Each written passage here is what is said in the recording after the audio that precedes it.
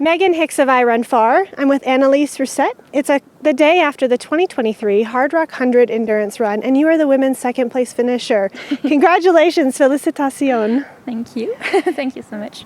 It's the day after the race. How are you feeling? I'm tired, but I'm feeling good. It was a super day, breakfast day. We've just had the awards ceremony. It's a big breakfast celebration in the park, but you were there with your children, also being a mom, while celebrating after running 100 miles. There's no break for moms, is there? Not really, but you sleep tonight. It's good. A very good sleep tonight. Yeah. So you have been in Colorado for 3 weeks here to experience the mountains and learn the course before the race. What do you think of this part of the world? It's a very, very beautiful part. I enjoy. I came in Silverton before, but I just passed, and it was so beautiful. Well, it's a place of the Hardrock, so we have going back, and it's very wild. It's a little trail, so I enjoy. Yeah, I love running here. I think you like wild things. For your longer experiences, you've done Diagonal de Fou, very wild, on Reunion Island. You've done the GR20 in Corsica, also a difficult path, and now the Hardrock path. Of those things, what has been the hardest? I don't know. All hard. Yeah. Okay. I think the GR was an experience, incredible. Okay. But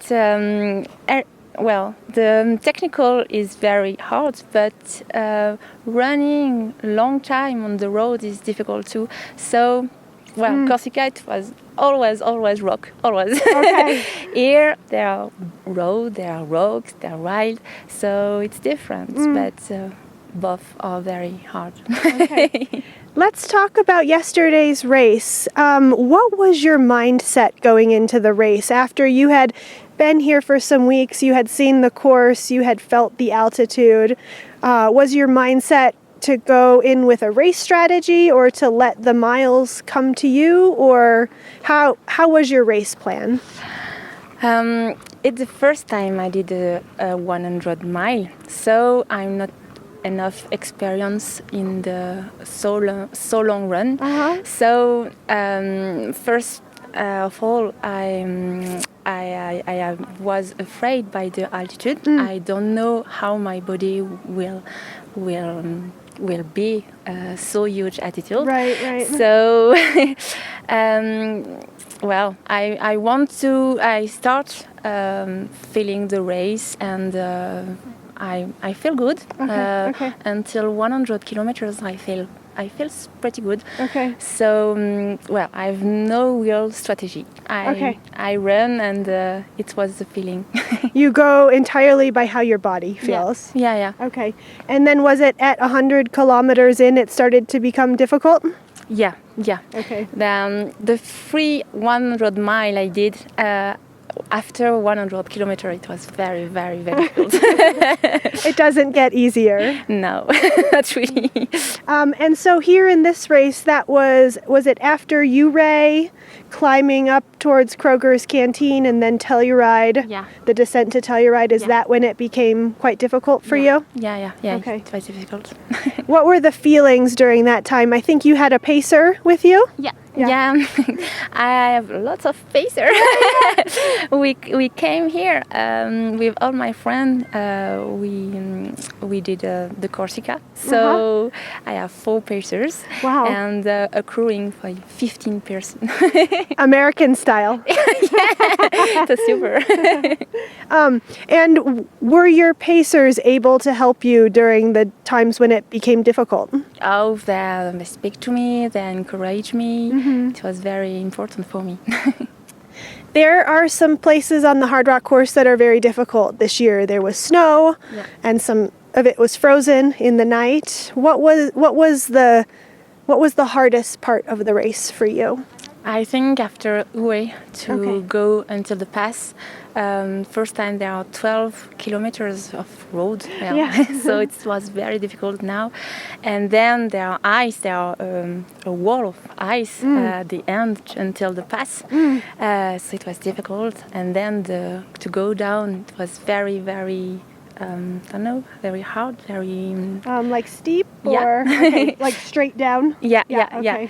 So I think it was the hardest part. Okay.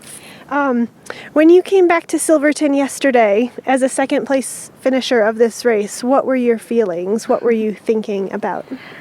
I'm proud.